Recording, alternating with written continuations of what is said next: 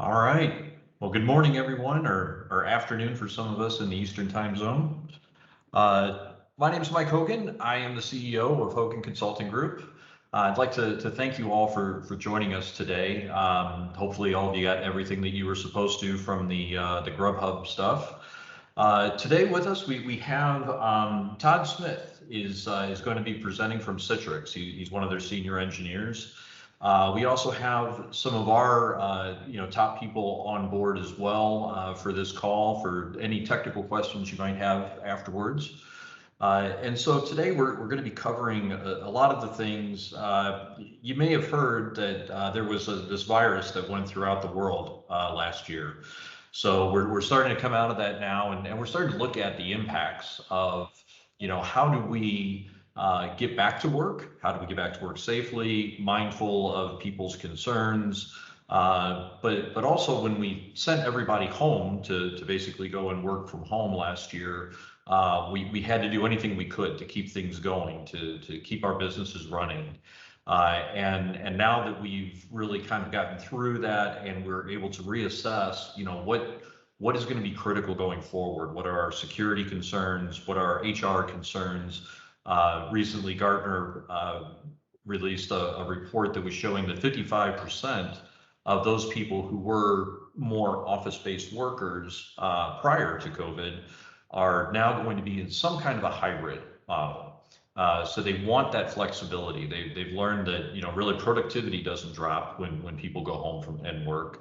So they're looking at I'd like to work from home a couple of days a week or a couple of days a month, just to have that flexibility where our work-life balance becomes more meaningful to us. So the solutions that Citrix has and what we've been doing for customers, a lot of it has been, let's get them back up and running. But now we're looking at what's the right way to do this? What's the safe way to do this? How do we make sure we have all of our security controls in place? So Todd's going to go and walk through that with us from Citrix, actually using themselves as a case study on this. Being a global company, they had to go through a lot of those things. So Todd's going to share, what was their process, what was the thoughts that went through that, and hopefully, we'll be able to share some knowledge and be able to get you thinking along the lines of, okay, that's something I hadn't thought about before, but now I need to put that into the mix of, how do I address this with my employees? So I'll let everybody know you'll be muted during the presentation, but we have the chat is open. So if you have any questions, comments that come up, please put them in the chat. Lindy's going to be keeping an eye on that. And we'll relay anything. So we'll handle questions as we can through the presentation, and then at the end, it'll be we should have plenty of time to have everybody share your experiences, anything we didn't cover, maybe some technical questions around how things were done. So we should have plenty of time for all that.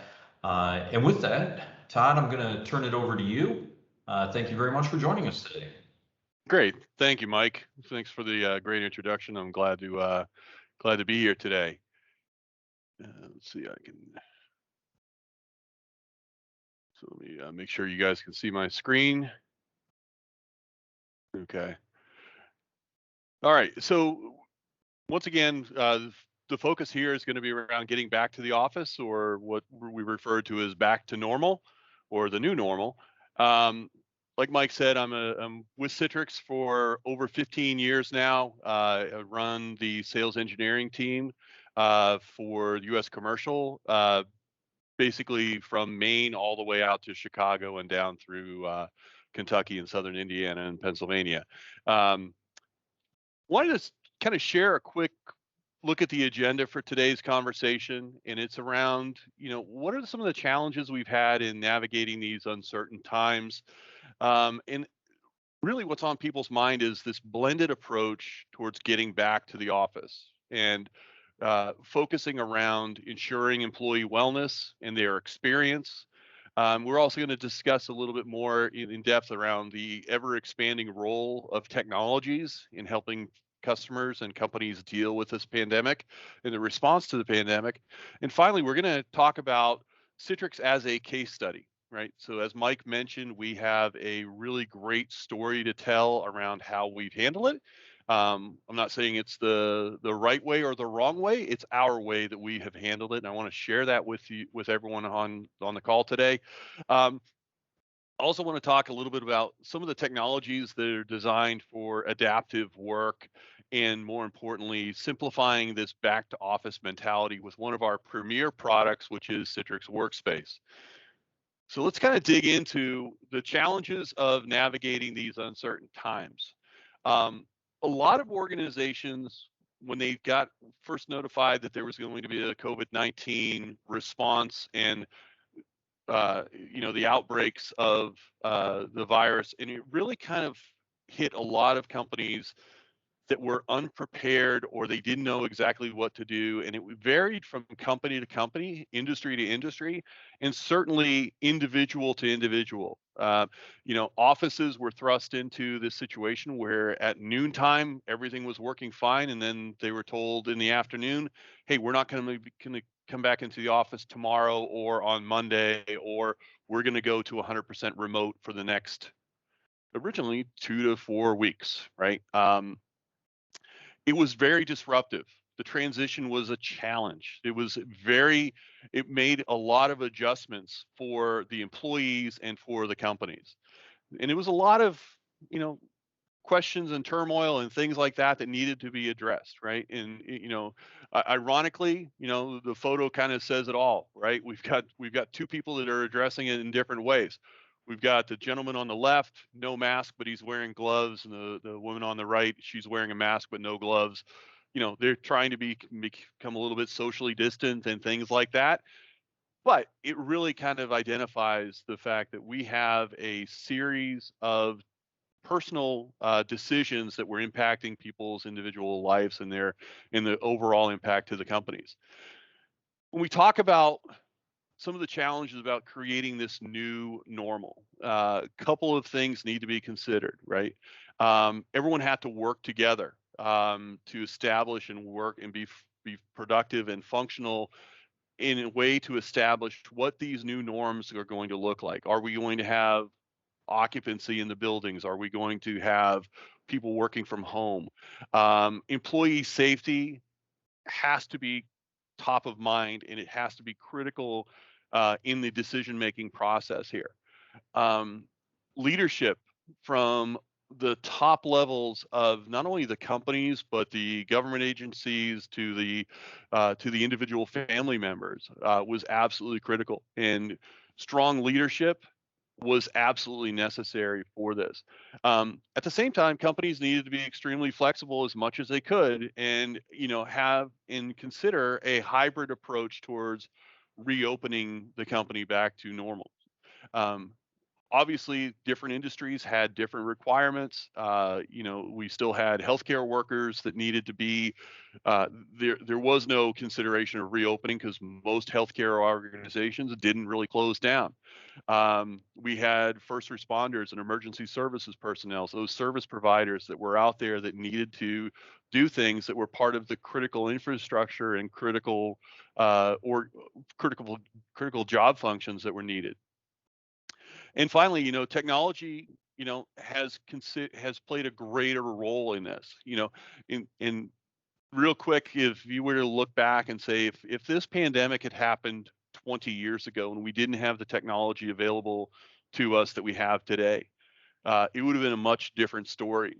And we're going to get into some of those things as how technology has influenced a lot of our decision making and a lot of our responses to the pandemic. So at Citrix, we actually did a poll. We've done a lot of polls within our own industry, within our own company, about what people feel comfortable doing. And we did a poll early on, and said that the respondents basically said they want regular testing and screenings before returning to the office. That was about 51%. Interesting enough, 46% really wanted to see an effective vaccine being rolled out first.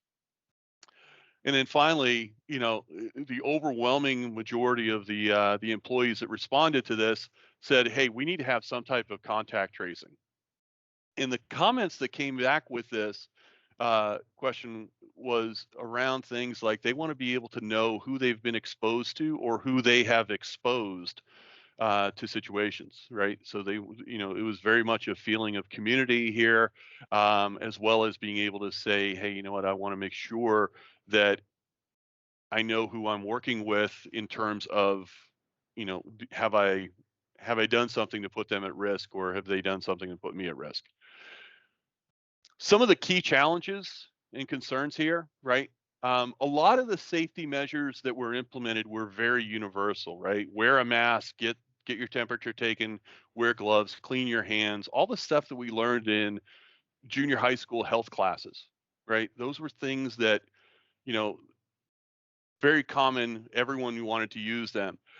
There were some individual precautions that had to be taken around things like distancing and, how much interaction you want to have with someone. The other aspect of it is, you know, regions and even localities had different requirements. Um, we had to adjust a lot of our work styles based on what the local rules and guidelines were. A lot of employees were eager to return to the office. Um, some of them are coming back and saying, no, I really don't want to go back to the office. I can work just as effectively. I can work without interruption if I'm at home. Ironically, I think if you have kids that were learning at home, you may respond differently to those type of things. But there were people wanted to have that social interaction. They wanted to come up with ways to communicate better. And then finally, organizations that establish safety protocols. Um, it can apply towards individuals or it can apply to the greater organization. There were some individual employees that chose to do something different or to have increased guidelines or increased restrictions, and then there were others that said, hey, you know what, I can do my job wherever I need to. I feel comfortable going back to an office and not having to worry about my own physical safety or my own medical or health issues. So we looked at things like a blended approach towards going back to the office, right? So there's a couple of things that were critical here. Getting back to the office meant that we need to make sure that employees were safe and they had a great experience. And an experience was critical because we found that when they first went back and started working from home, right, in a remote situation, the concern was they weren't going to have the tools and access to data and services that would allow them to be productive working from home. And the same thing goes when we're bringing them back to the office. We want to make sure that whatever physical distancing and whatever restrictions we have put in place allows them to still have that great experience and be safe. Um, we looked at things like making sure you have, you know, physical and digital space restrictions as well as safety measures in place to protect you on the physical level as well as in the digital. And some of it was protecting your identity, protecting your, make sure you have a safe and secure location to work from, and being able to really ensure that public safety and the employee safety. We also needed to impact some of our policies around employees who are going to continue to work remotely. How do we manage and monitor their time and also make sure that they're efficient and effective and still working at a pace that is productive? And then finally, utilize the technologies that are available, and providing people the ability to work at their pace and make sure that they're protected and enabled every time they start their workday. So the key here around leading the charge to get back to normal or back to the office, it wasn't something that one specific department had to do. There was multiple people engaged within this back to office movement, return to the office movement, right? We needed to make sure that we had facilities on board, right? So facilities were critical around making sure that the physical workspaces were properly set up, cleaned, efficiently managed, and we made sure that we had things like security scannings, as well as some um, the ability to make sure that the office was clean and cleaned on a regular basis, in some cases multiple times a day. We also had to get legal and security involved, right? Because there were some impacts around sending people home to do work, that there was some data that may have to be protected even further when it goes outside of the four walls of the physical office. There was also some legal potential challenges as well about how to work from home. If you're working in a state, and then and then your home office is in another state, there may be some tax implications that need to be considered. That's why you want to make sure you get the legal team involved as well. There may be some liability issues as well. Um, we want to include HR. HR is probably the number one thing, the number one organization to get involved in this, because it is about the employee experience and make sure that you know the employee and their family and their friends are all being taken care of, through a series of programs that are available. And then finally, IT involvement, right? You're flipping your organization from being a physical on LAN type of connection to now everyone's coming in remotely. You want to make sure that you have the proper levels of security. You want to make sure you also have the proper expectations around performance and reliability and stability. You're sending people to work from home, and the kids are home learning as well. But then you also have, when the school day ends and all of a sudden the Xboxes pop up, and all of a sudden you've got an employee that their productivity drops because they're fighting for the bandwidth. Those are some things to consider as well. So that's why it's critical to get IT engaged. A couple of the key people that we had engaged within Citrix as part of our task force that really dealt with the return to office. And this was a task force that was assembled in the early, I think within the first 1 or 2 days of the outbreak. We started looking at, who do we need to bring together? How frequently do they need to get together? And I think they were probably on a Zoom call or a Teams call for most of their days, keeping in touch with each other about how they're going to deal with this pandemic and deal with this movement from physical office spaces to now people working in working from home or working remotely. Facilities needed to be concerned with things like the ongoing sanitation and desk reconfigurations to ensure that there's proper spacing based on the guidelines that were shifted out there. And you think about the guidelines that were out there. At first there was maximum levels of physical distancing, and then it worked down to 6 feet, and then it worked a little bit closer depending on how much, if you had the vaccine, if you had proper PPE, if you had a variety of different physical restraints or physical restrictions there, you could still work closely with each other, as long as you've got things like plexiglass shields and things like that, proper airflow.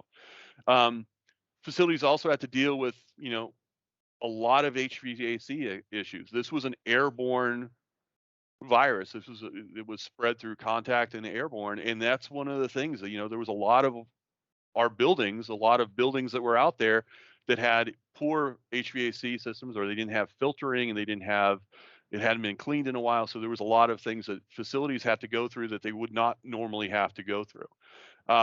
Putting up and making sure that signage is appropriate, to make sure that we have, social distancing markers. When you walk into a Home Depot or you walk into a grocery store and you see the tape laid out on the ground that dictated where you were allowed to be in approximation to your the other shoppers or other employees.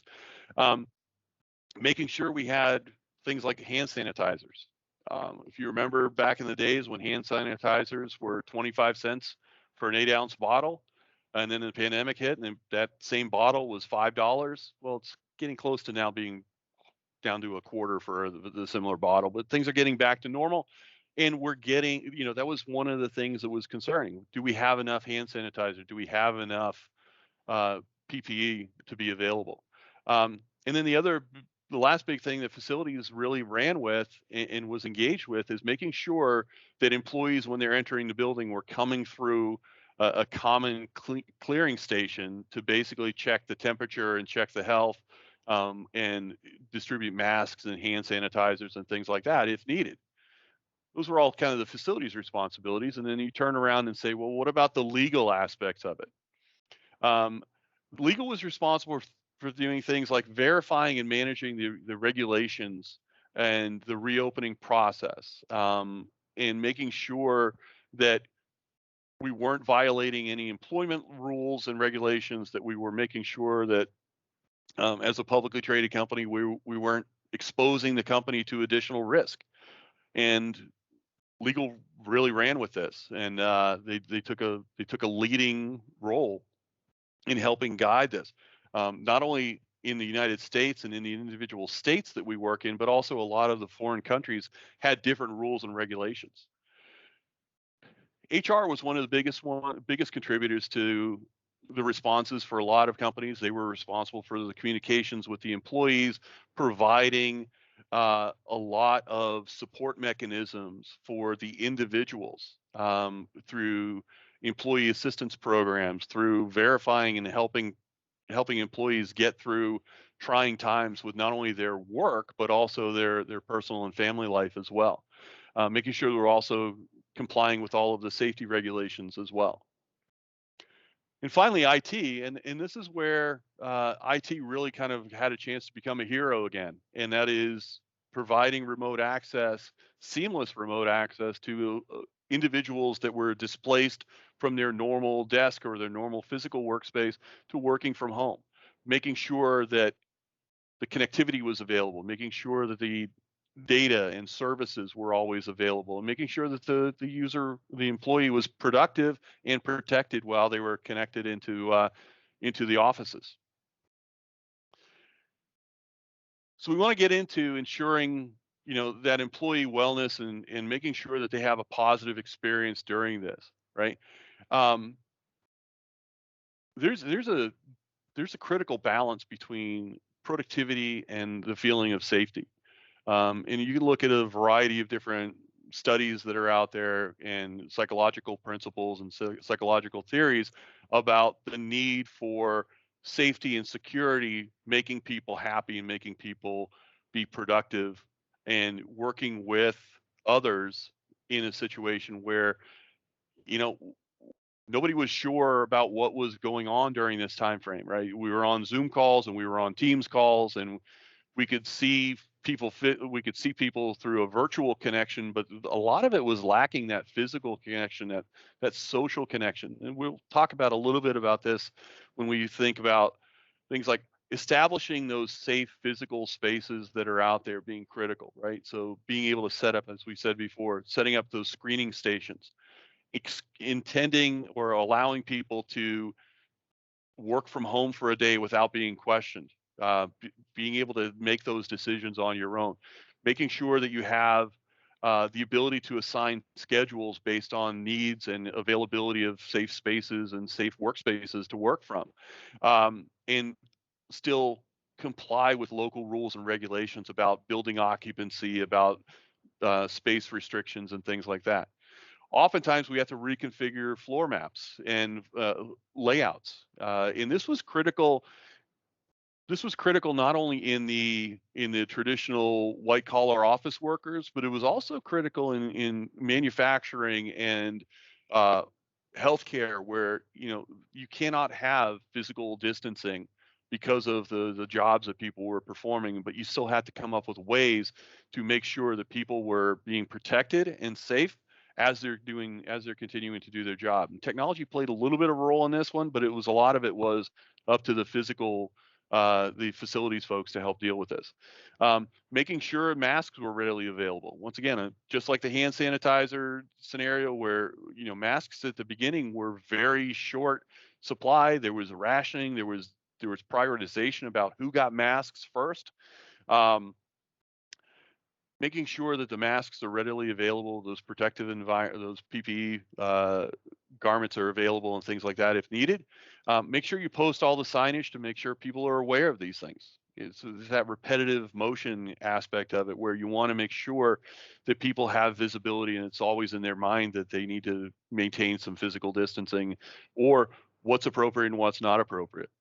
And then finally, being able to implement these new technologies, everything from phones that can tell you where, if you've been exposed to someone based on the distancing from the phone to someone else's phone, being able to leverage the phones to be more of a badge to swipe in and out of an environment.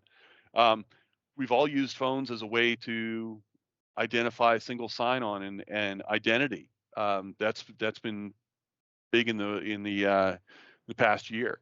The other thing is that you know one of the studies that was out there was identification of things that people clean on a regular basis. And oftentimes you think of phones being something that is, it's got fingerprints all over and things like that. But people were spending time cleaning up their phones, cleaning up their hands. It's all the other things that people weren't paying attention to that was the risk out there. The other piece of it is we talked a lot about the physical aspects of it. Let's talk about some of the digital spaces that are out there. We've had several customers and they're always in the news that they're saying, hey, well, we're not going to, you can work remotely indefinitely. So how are we allowing and how is the industries out there dealing with, people working from home or working remotely? The first thing is we've got to improve our ability to manage those mobile devices, right? Making sure that they're used properly, making sure that we're not having um, the right or making sure that we're not putting data and sensitive information at risk. At the same time, we need to make sure we deliver the seamless access approach, right? So once you're into the system or once you're in remotely, it's going to be as if you were working at your physical desk. At the same time, dealing with choice and flexibility. Not everyone has a corporate network connection running into their house. They're relying. We've had thousands upon thousands of customers relying on public internet access points to get it connected into their organizations. How do we make sure that we provide access controls and security around that? And then the other thing is, it's around leveling this playing field, and this could be really highlighted in the education space, especially K-12, where there were students that were being, you know, students in the same classroom that were having high-end devices that they went and worked with at home, and then you've got other students that didn't have those devices or didn't have internet connectivity at home, and that was a challenge. Right? So how do we level the playing field on that in those type of situations? Part of that is understanding what the constituency or what the students are actually dealing with from that perspective. Um, when we look at what's going on with office technology, right? So we're talking about using a variety of different audio video solutions and being open to using different tools to get the job done. Being able to have that single sign-on capability, making sure that you have the highest level of protection possible through leveraging the technology that's out there and constantly being aware of things that are changing in that environment for the user, and you may need to adjust security as you go. Finally, I want to get into a little bit about our story at Citrix. And Citrix, we've been around for 30 years. We've always been focused on providing that remote access to applications and desktops and data and services. It's kind of in our DNA. So we feel that we were very well prepared for this. But let's talk a little bit about who Citrix is and what we're all about, right? At the time of the pandemic, we were about 8,300 employees, plus about 1,000 contractors. Almost every single one of our employees had family members they had to take care of in terms of health and well-being. In some cases, childcare. In other cases, we had to make sure that we were taking care of adult parents or other situations where we were individual contributors, individual members of the community that didn't have to worry about that and not put one person in front of the other. We had 50 offices around the world that we had to deal with in terms of closing, what offices were closed, what offices weren't closed, flexibility there. And then we operate in over 30 countries worldwide. And each one of those countries had different rules. And some of them were very specific in terms of employment law, in terms of travel restrictions and physical distancing requirements. But we also had to deal with some of these global laws like GDRP, as well as HIPAA and the variants of HIPAA that exist around the world. So we have to look at the importance of our technologies, right? And we really boil down into three main areas, right? The workforce needed to have secure remote access to the apps and data that they needed. Um, in some cases, we needed to upgrade some network connectivity. We also needed to make sure that we increased bandwidth going in and out of our data centers and in and out of our clouds to make sure that employees could still maintain a level of productivity. We created a micro app to streamline the return to office process. And the micro app, and actually if you see in the screen there, it's the giant green OK. That's a micro app that was created to allow people to check and self-certify that they don't have a temperature, or they have a temperature below a certain range, that they're not feeling any of the symptoms, and that they have not been exposed to someone who has been positive in a certain period of time. If you click that, that became part of your reentry, and the security guard at the location would check and see and make sure that you were allowed to come in to work that day. The last thing is really around the data and the services that we connect to, right? Being able to protect sensitive data, whether it be protected under HIPAA or GDPR or other government regulations, or even privacy restrictions, being able to make sure that all of that information was being maintained and properly secured as part of this return to the office policy or remote working policy was absolutely critical as well. The other thing we have to do is we have to look at it from a global perspective, and we needed to make sure that as we started to see COVID-19 work its way across the globe, that we acted and responded appropriately, right? So we had global travel restrictions and work from home within the company, right? So we identified which locations were going to be immediately turned to a work from home, where we could and could not travel to. And if we look at it, at the same time that we were doing this internally, we had customers reaching out to us about how to improve their work from home strategy. And we still had to go out and work with customers on creating a solution. We had a customer in Michigan that actually had a situation where on a Friday afternoon they decided that they were going to ship everyone home, and on Monday morning they had everyone working remotely. Over the course of a weekend, we were able to spin up an entire cloud-based solution for them to allow their employees to work from home, and they were still able to connect to their data center, but they weren't able to physically go to the office. It was a critical success right there. Being able to help support our employees while they're working from home, and while they're in some situations, we had employees that had to shift their work schedule around to take care of children and take care of elderly parents and take care of other people in their community.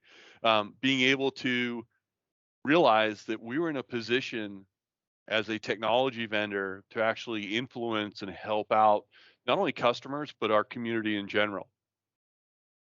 At the same time, extending our work from home scenario, we've got some locations now where we took a 4-phased approach to get back to the office. And typical phase one was essential employees only. Those were the folks that they had to be on site, securing buildings, maintaining servers. We had some production lines for our manufacturing teams that you can't build a NetScaler remotely, right? Phase two was 10% occupancy, and a lot of times that was based on a business requirement or some other type of activity that they needed to be back in the physical office. And even then, it was very much a severe reduction in the number of people that were there. I think it was 10% occupancy. When we got to phase three, which is actually where a lot of Citrix is at today, where it's 50% occupancy, we've seen a decline in the number of cases at the local level. We've seen,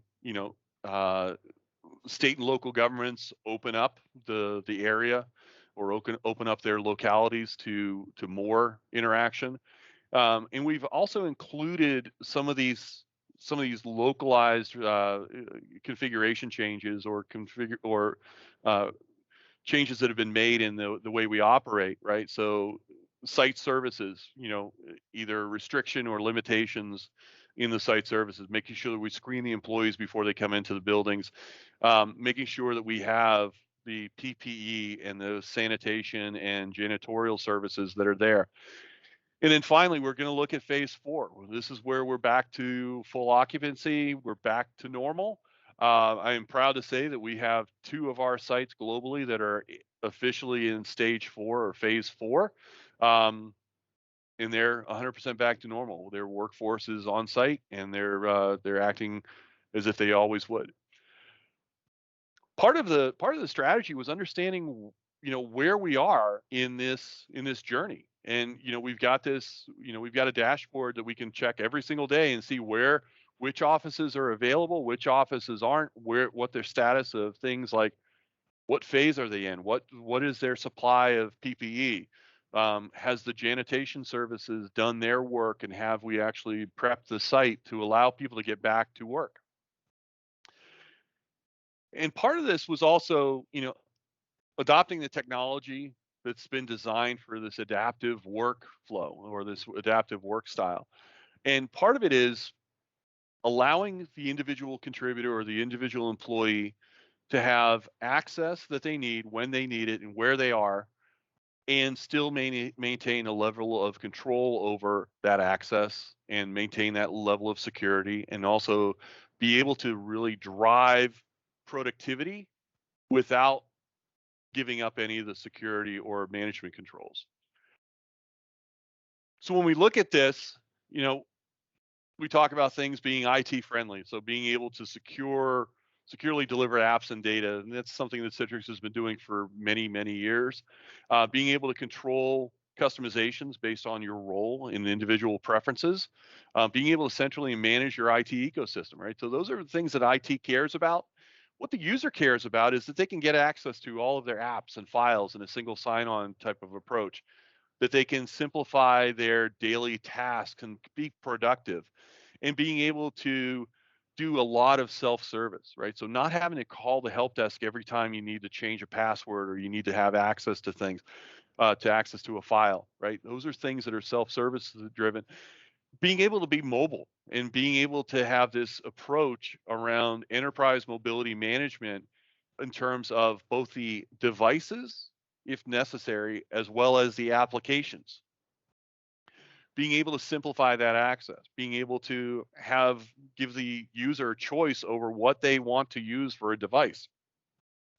One of the biggest things that we've seen during the pandemic is the number of device options that are available to people working from home. In some cases, their home computer was much better prepared for them to do work than their work computer. They were on a thin client at work, and they were on a multi-$1,000 gaming rig when they're at home, right? Great power, great processing, but you know what? The user experience is going to be the same. They're going to have access regardless of what device they have that's out there.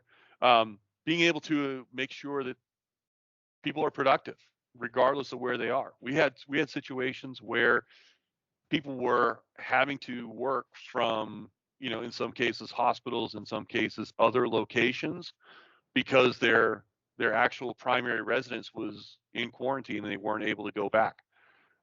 We've all had situations where people were stranded in some cases foreign countries, or at least it was in a different location that people may have not been able to go to their traditional physical location for working from home. Being able to adopt quickly for that.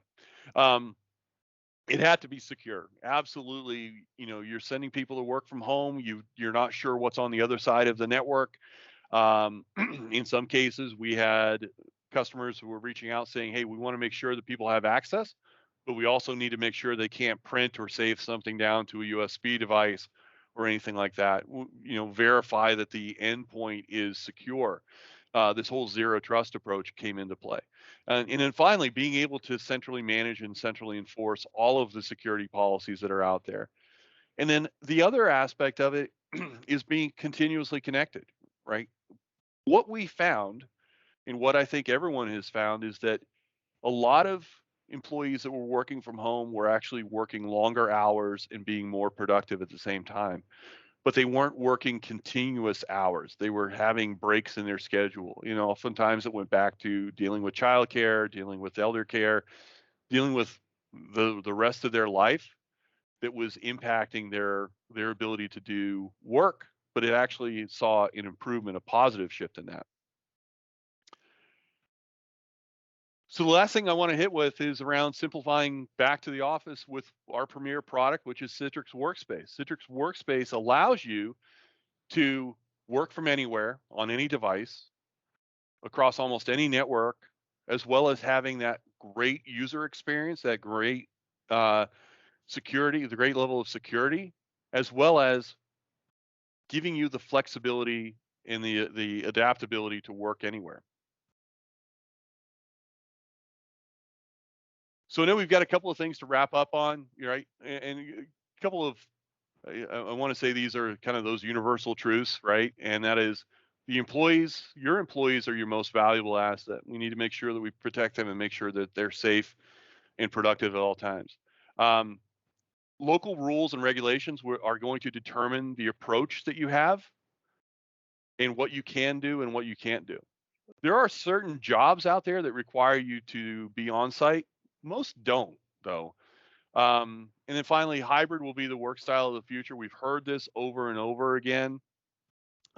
Everything from customer feedback to some of the analysts that are out there saying this hybrid work style is really proven that people can be productive regardless of where they are. And as always, Citrix can help with this because we've done this before. And more importantly, Hogan can help with you with this because they've also done it before. And with that, I want to thank you for this this time today. We're going to go and open it up for any of the Q&A questions that may have come in. And I'm actually going to end the presentation, stop my screen sharing, and turn on my camera. And I just did give everybody mic permission. So if you guys would like to unmute and ask a question, please feel free to go ahead or type your question in the chat. Hello, everybody. This is Pat Cogwood from Hogan. I'm also part of the Hogan team, and I've been doing this remote access thing for 20 years with Citrix products and others. So I'm here to answer questions as well. I've seen across a few more verticals than just Citrix. So.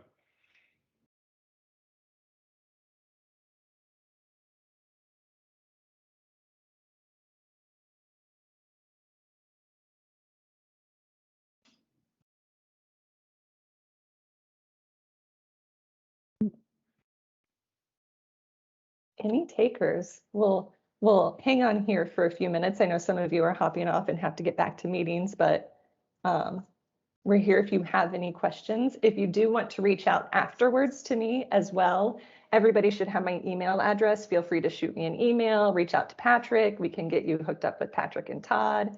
Just let us know.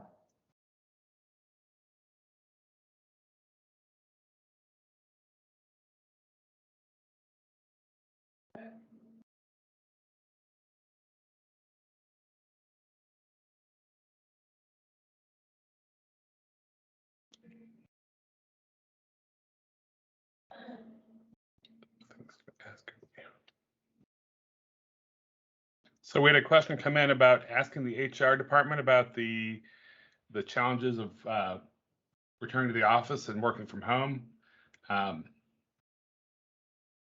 you want to take a crack at this one, or do you want me to go for it? Sure, I can take that.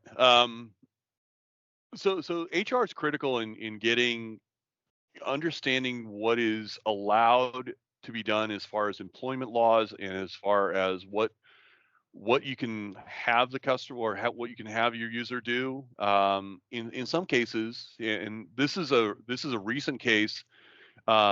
The state of New Hampshire actually sued the Commonwealth of Massachusetts over taxes for people that were working remotely.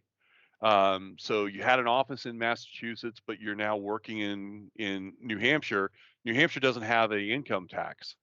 So the interesting thing there was that Massachusetts basically said, regardless if you're working in New Hampshire, you're still working, your primary office location happens to be in Massachusetts. So we're going to collect taxes on there. That is probably something that HR departments would love to hear, to dig into. It's not an easy problem to resolve. But those are just an example of a situation where, HR needs to be actually involved in a lot of these things. And, clearly that's a situation where you want to make sure that you have the right information before you make some of these policy changes. Yeah, I'd like to add that HR departments are responsible for health and safety in corporations. So there's any kind of questions about whether you're close enough, far enough, the protections are correct. Those are good ones for HR as well. Just ensuring that that safety of the employees in the office is covered, and that's what HR professionals do part of the time. And Patrick, that's actually one of the key things about getting this multidisciplinary task force together to make these decisions and roll out these things, right? Because HR is going to dictate to facilities maybe what the distancing needs to be. Legal's looking at things from a liability perspective, and then IT is coming up with creative ways to make sure people are secure. Mm-hmm. Good question. Thank you.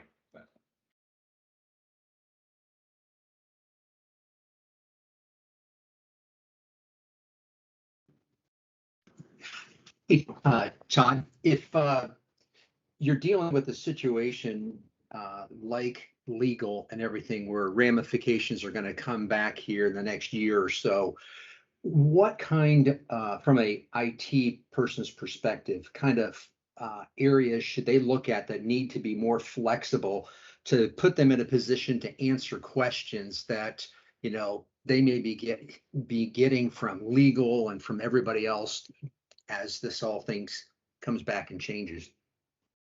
Yeah, and I think one of the big things that we've seen, one of the areas that we've seen become a common question out there is around things like being able to print from home, being able to store data at your home office or on your personal device. Oftentimes that's an HR will get involved or legal will get involved, and IT is oftentimes the ones responsible for implementing it and monitoring it. So knowing what data is out there, where it's stored, and what the policies are, that's where it's critical to get HR and IT engaged on that one as well. And from the IT standpoint, our job is apps and data and making sure that we can separate that from the endpoints. Since we've got users that are using their home endpoints, they're using iPads and whatever else they can find to access. If we can separate the apps and data from the device they use to access, then we can allow those policies to be implemented in a simpler manner. Yeah.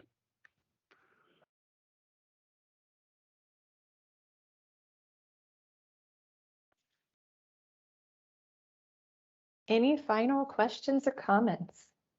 Or anything you've experienced in the office getting back into the office?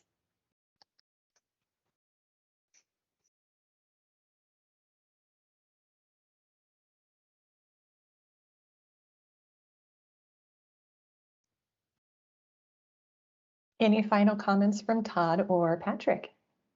Yeah, I think one of the comments that I want to make is that I think it's been interesting to see the creativity that has come out of a lot of individuals in terms of ways they communicate, tools that they use to communicate.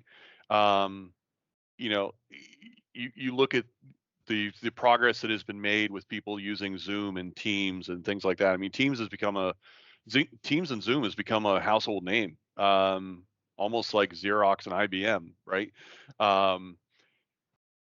Also, the effective use of, you know, digital whiteboards and things like that. I notice Patrick has an old school whiteboard behind him, but you know, people are coming up with creative ways to overlay, you know, whiteboard technologies, the whiteboard capabilities within PowerPoint or within Teams or within some of the other tools that are out there, the other platforms that are out there has really given people the opportunity to have effective communications without having to go and break the bank or having to go into a physical office anymore.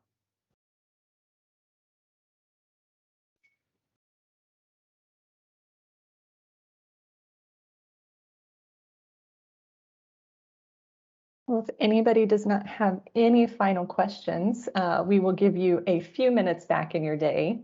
But thank you very much, Todd, and thank you're you, welcome. Patrick, for jumping on at the end. And don't forget, if you have not ordered your lunch or breakfast or brunch or dinner, go ahead and get that done before 5 p.m. in your time zone. So you still have some time left to get that in. And again, reach out with any questions. And thank you for joining us. And we hope you all have a great rest of your day and a great rest of the week. Great. Thank you. Thank you. Thanks.